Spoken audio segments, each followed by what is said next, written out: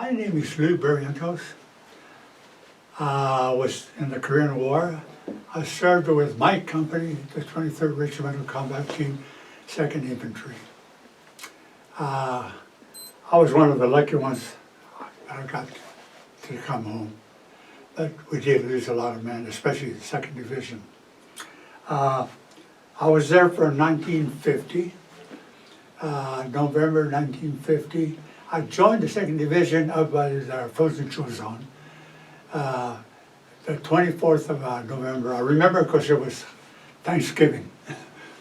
And from, let me see, when I joined the 2nd Division, I had gone from Japan to Busan, Korea. There they put us on some trucks and they took us all the way to North Korea. And that's when I joined the 2nd Division. Mm-hmm. At that time, 2nd Division was trapped. But we were very lucky we fought our way out. And the Marine Corps did the same thing. The 1st Marines were trapped west of the frozen zone. We were trapped east of the frozen zone. But we fought our way out of there, and we fought east towards Hainan. It was 65 miles. We walked all the way. It was bad. It was really bad. We had to fight the snow. The snow was 2 feet high in some places. Guys were dropping left and right. If we took a break, we were afraid to fall asleep because there was a chance we were going to wake up. You know, because guys, like I tell you, guys were just dropping all over. Mm-hmm. But we finally got to Busan, and there we had a hard time because all the civilian people were there. They were fighting to get on the ships, and we kept shoving them aside. We finally got on the ships, and they took us all the way down to Busan, and that's where we were. That's where we got. Let me see. We landed in Busan, and a few days later we were trapped there. And then we got word that General MacArthur was taking the 1st Division, the 1st Marines, around to Incheon, and go in through Incheon, through the harbor there. Mm-hmm. Could you point out some of the items in the case? Now, some of the things here that Mike wants me to point out for you. I'll see what I can do for you.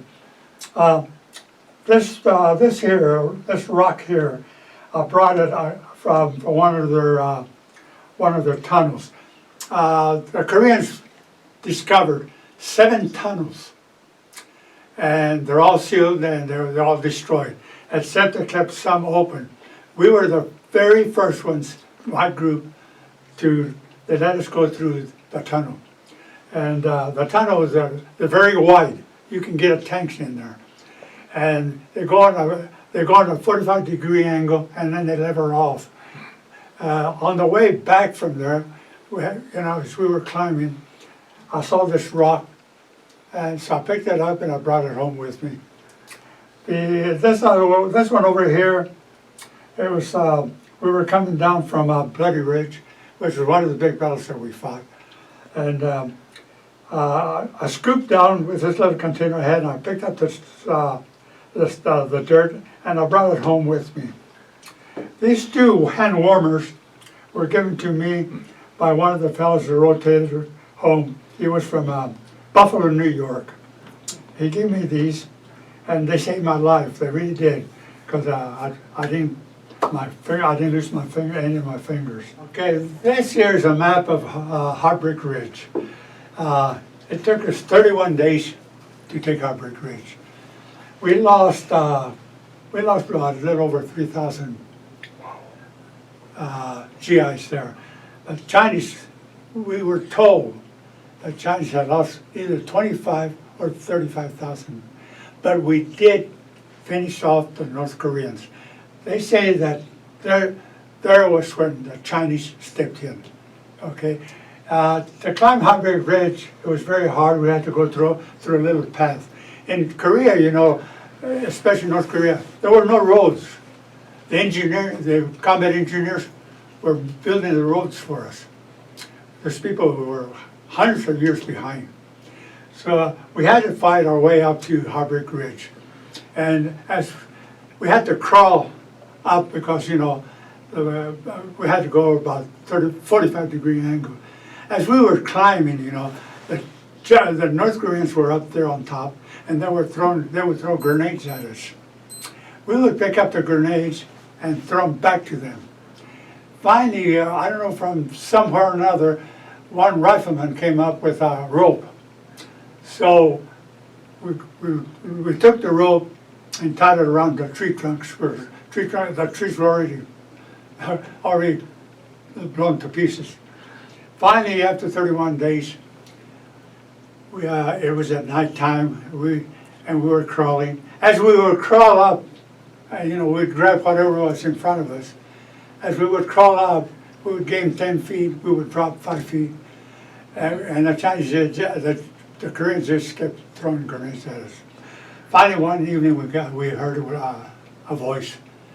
It said, "Come on up, you guys, come on up. The hill is ours."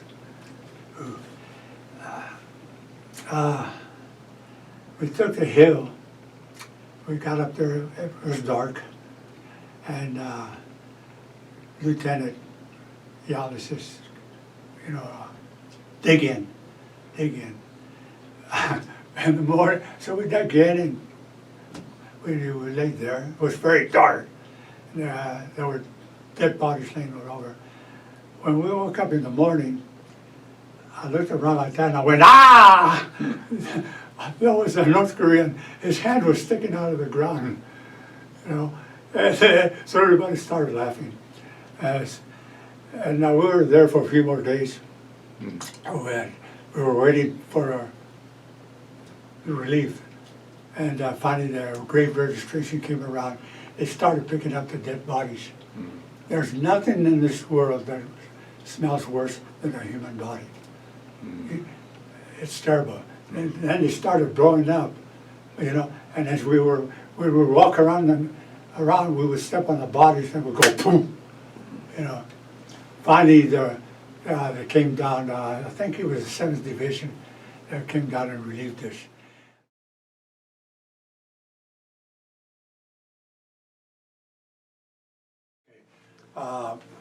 My name is Lou Barrientos. I've served with the 23rd Regimental Combat Team, 2nd Infantry Division. This layout is Heartbreak Ridge. There was only one way that you could approach Heartbreak Ridge. There was a path right down in here. You had to follow this all the way around. And it took us a long time to get through there because that little path, it was all booby-trapped. A lot of fellows lost their legs. When we got down in here, we attacked Heartbreak Ridge. We had to go climb 45-degree angle. Finally, when we got to the top, we fought our way all the way up to here. Here at Hill 931, that's where I was wounded. It took us 31 days to take Heartbreak Ridge. Let's see. Well, they told us that that 2nd Division, that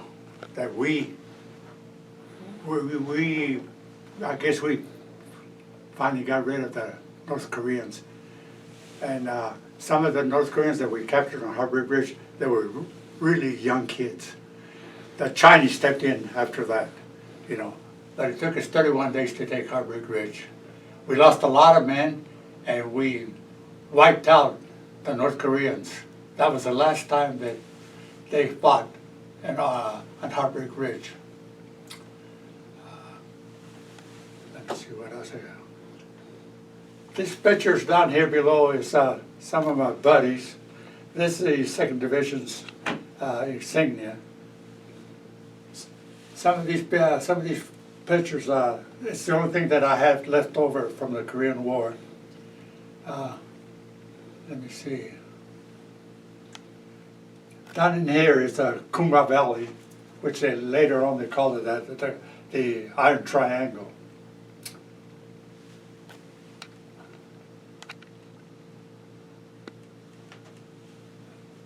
Let me see. I was in Korea in 2001. I got to climb up to Heartbreak Ridge. There's something really strange about, I got the chills. Something really strange about Heartbreak Ridge. When you get up to the top of Heartbreak Ridge, nothing grows up there.